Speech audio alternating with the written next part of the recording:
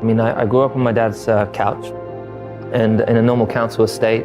And it was a weekend hobby for me and my dad. We kind of stumbled across it. We started racing RC cars when I was 4. Right. And he thought I had really good hand-to-eye coordination, so he bought me a go-kart. It was really old from a newspaper. And we arrived at the track for the first time. We were not welcome. We were the only black people there. Right. And you know, and it was very, very expensive. So my dad had 4 jobs just to keep us going. He was going to London doing his normal job, which was IT at a railway station. And then he would come home, he'd be putting up for sales signs, vending machines, anything he could find a little bit of cash to, because it's so expensive. But what my dad didn't want us to do is to struggle as he did. He's from Grenada, came to London and, you know, struggled really, finding money, finding a good job. So he's like, I don't want my kids to struggle like I have. So he worked to the bone to create an opportunity for us. We dreamed of this as when we were young, and when I was young, when we were watching the Grand Prix, and this is way, way beyond our dreams. And I think it's so important for kids out there to hopefully see this and know that don't listen to anybody that tells you you can't achieve something. Dream the impossible and speak it into existence, and you got to work for it, you got to chase it, and you got to never give up and never doubt yourself. I've never struggled for motivation in the sense of being competitive. All I can do, I can't control what they're doing, and there's no point worrying or thinking about what they may or may not be doing.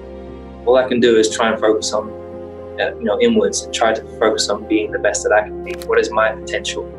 How can I be more positive? How can I have more energy? How can I be healthy? How can I be a better person to be around, a better person to work with?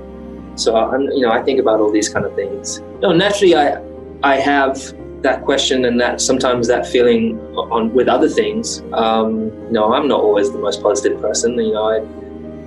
I try everything, but there's things you try and you keep failing and you're like, damn, I suck. And I could be really negative for a moment and I'm like, no, keep going. So I still have the willpower to get past that wall that hits me in the face. But when it comes to driving, I've done it my whole life, and that's the thing. It's given me so much confidence. I get in the car, put this helmet on, and I'm able to be whoever I want to be. I can be Superman under that helmet if I want to be, And generally when I was at school, I was relatively, I was bullied at school. I was the little kid, and bullied on by the bigger kids. So I was very, very much within my cocoon, or whatever you want to say, in my own space. It's very quiet.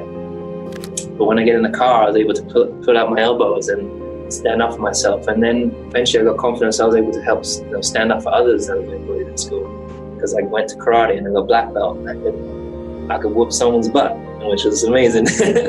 So but I've never doubted myself I don't doubt myself in the car. I think there was one moment. I think it's much, much easier to learn. There's more to learn when you have failures. That's really where the growth comes from. The biggest growth comes from.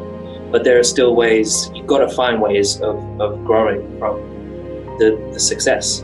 But I think that's much part of our working ethic. We've had wins, come straight back, we do our debrief and we don't skip anything. I've tried to be as critical and positive criticism, both on the car, on the team's performance, but then also on mine. And you've got to be as honest as you can be. So I go away usually, and over the next few days, I'm looking over the race results, I'm looking at data, I'm looking at, because I know in the race where I could have done better.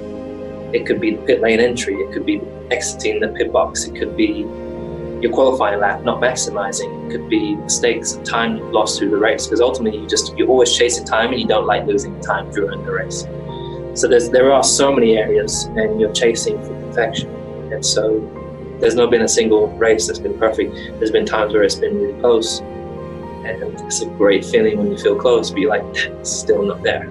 So I've got more work to do. You look around, me personally, there's people that are on their social media all day, every day, looking at their phone and forgetting the rest of the world, and not taking time to see a sunset, not taking time to see the beautiful trees or whatever it is, So I'm trying to always find a balance.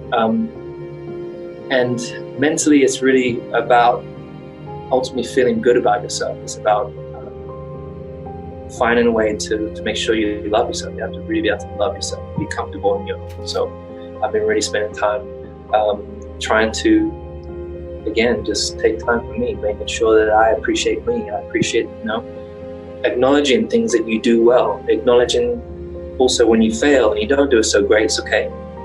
And not being so hard on yourself, all these different things.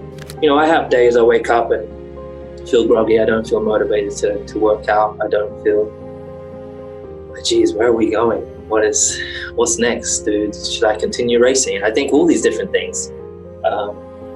And then I'm like, damn it. And then there'll be another, the next hour or whatever it passes, I'm like, damn, I love what I do. Why would I ever consider not continuing?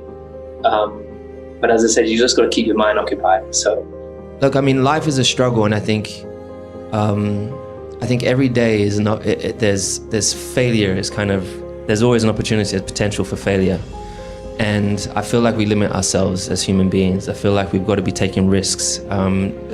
Don't fear embarrassment. Don't fear any hardships. If you don't try, if you don't fail, you'll never know what your limits are, right? You'll be limiting yourself most of the time. Believing in yourself is one of the, I think that's probably been personally one of the most important parts. There's definitely days where I feel like a failure. Believe it or not, I feel like a failure. I feel like I'm not good enough. There's days where I don't like the way you look or the way you dress, whatever it may be. But believing in yourself, learning to love yourself, and just not giving up. That's just never giving up. So I think that's really, believing in myself is really what's enabled me to do what I do on track, and then standing up for what I believe in and just going with your heart.